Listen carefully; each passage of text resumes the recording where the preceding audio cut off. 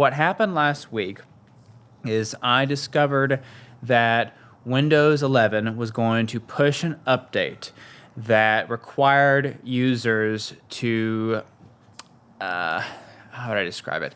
It basically forces this technology called Recall. That's what the name of it is. It's known as Recall, and the idea of Recall is it uses AI to where you could basically go into the past of your, I don't know if it would be search history or a different file browsing, anything you do on the computer. The idea of it is that you can go back and see what you've done.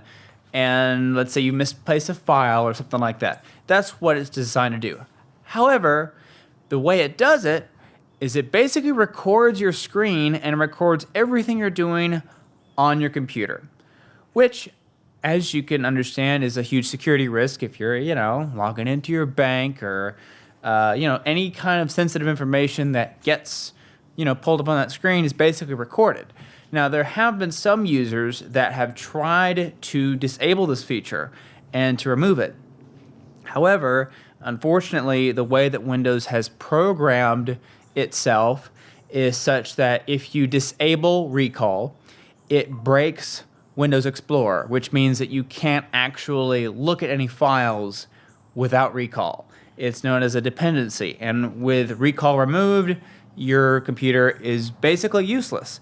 And so, as someone who is concerned about security, I took it upon myself to really, look at my options. It's like, okay, I've used Windows for my whole life. What else is there that I can use? And thankfully, my good friend Micah Pendleton was there to help me, and he's been talking to me about this as long as I've known him. It's been one of the few things I've made fun of him about for as long as I have known him, and it's using a Linux operating system. And so he actually hooked me up with a Linux operating system that allowed me to do all the same things I used to do on Windows, but just without having to deal with all of their garbage updates, basically. So this is what I'm going to tell everyone who's watching. If you are on a Windows 11 computer, be very careful what you pull up on that computer, because as it is right now, there's no way that you can disable Recall. It's built into the operating system. And if you do disable it, well, then it breaks your Windows Explorer. So the only thing I could suggest for anybody who is looking for a new computer is to either buy a Mac or find a friend that knows how to install Linux, and it's not very hard either. It's actually very easy, and you can find operating systems of Linux that look just like Windows. And I probably should give a little bit of an explanation about what Linux is. It's a open source operating system. So what that means is that, let's say you wanted to have an operating system that, looked like Windows 95. You could find an operating system on Linux that looked exactly like Windows 95 and just use that. Anybody can go in and basically create their own operating system, or at least create systems that are similar to that of Windows and whatnot. So that's sort of the basic gist of it. I've been using Linux for the past week, and I gotta say, it's honestly been kind of great. And the reason why it's been great is because there's so many things about Windows that I've just put up with over the years that I just become accustomed to. And it might be something as simple as, ejecting a thumb drive or whatever. And, you push the eject button and it says, can't do it, operation not possible, whatever that the case may be. Linux just does it, and it does it without having any fits, and it does it very easily. And overall, it runs faster, it runs better.